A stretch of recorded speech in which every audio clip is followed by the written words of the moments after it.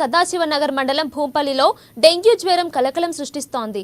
ఇప్పటికీ గ్రామంలో డెంగ్యూ జ్వరంతో ఇద్దరు మృతి చెందారు.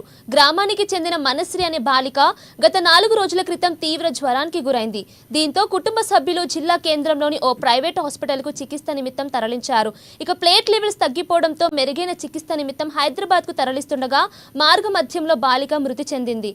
అయితే గత 3 రోజుల క్రితం ఇదే గ్రామానికి చెందిన రంజిత్ బాలునికి డెంగ్యూ వ్యాధి సోకడంతో కుటుంబ సభ్యులు గాంధారి మండల కేంద్రంలోని ఓ ప్రైవేట్ హాస్పిటల్కు తరలించారు. ఇక హాస్పిటల్లో చికిత్స పొందుతూ బాలుడు మృతి చెందాడు.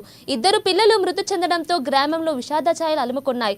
విష జ్వరాలతో గ్రామంలో ఇంటికి ఒకరు మంచం బారిన పడ్డారు. ఇక దీంతో వైద్య శిబిరం ఏర్పాటు చేయాలని గ్రామస్తులు డిమాండ్ చేశారు.